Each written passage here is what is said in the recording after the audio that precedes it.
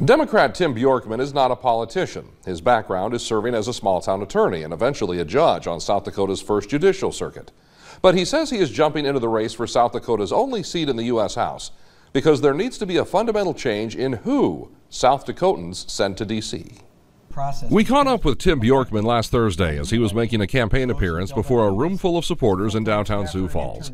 And the message to them, one we talked about later face-to-face, was that he is ready for a fight. And it's not a fight with any of the other candidates. As I said, they're all decent people who I respect. This is a fight against special interests and big party politics, Brian. And yes, I am the voice for those people. They hunger for someone who will be their champion. On primary election night, Republican winner Dusty Johnson was complimentary toward Bjorkman. And my opponent is a great man. He's hardworking, he's honest. We will have a discussion that will be based on the issues, and it will be positive, and it is probably going to seem really boring to most of you. But Bjorkman disagrees that the next 4 months will be boring. He is drawing a political line in the sand when it comes to his campaign financing, saying he will not be beholden to big special interests. Bjorkman tells me he will not accept any donations from political action committees, and then took it one step further, saying he will not accept financing from either the state or the National Democratic Party. He says voters are angry at the role big money is playing in politics. And I share the same anger at the bitter harvest that divisive partisan politics and special interests have played in this country, and I think we deserve better. One of the key issues Bjorkman is talking about right now is what is and what is not happening when it comes to the United States and international trade, specifically China, and a 25% proposed tariff on Chinese high-tech goods coming into the U.S., and China's threat to retaliate with tariffs of its own, which are expected to hurt American ag exports and further hurt South Dakota farmers. I share the concerns about unfair trade agreements and unfair trade practices with China, but there's a wise way and an unwise way to do that.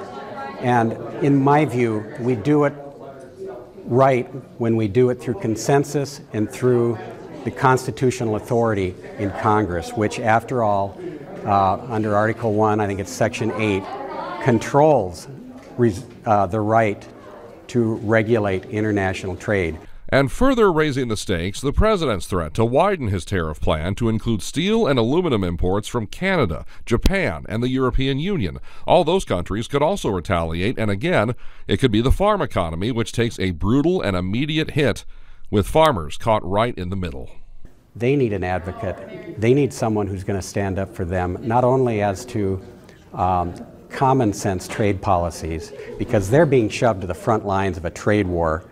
And looking past the farm economy, the economic uncertainty right now and the potential economic playing field on the world stage leads Bjorkman to tell me if these tariffs do become reality, the effects will spread from one industry to the next to the next. Newspapers are facing higher paper costs because of tariffs.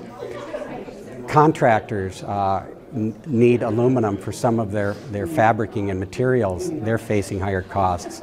That's what a trade war does. It starts out one way and it has repercussions that no one can envision. With his experience as a judge, Bjorkman also wants the federal government to be doing more to help those with nonviolent criminal records get back on their feet. They want a decent job. They'd like to have an education. They want to have a family. And they want to have a home that they can go to at night. And the vast number of them had none of those. Bjorkman tells me this is not a case of being easy on criminals, but instead providing them with stability, their children with stability, and teaching them skills which could help provide an expanding workforce base for South Dakota at a time when a skilled workforce is in high demand but limited supply. I think we could really improve our workforce dramatically by a program like that, and we could, more importantly, even than that, show these children how their parents can now become productive citizens and to help show the next generation how to hold a job and participate in the economy.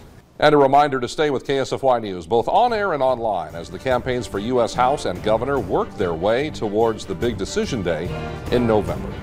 We will wrap things up right after this. Stay with us.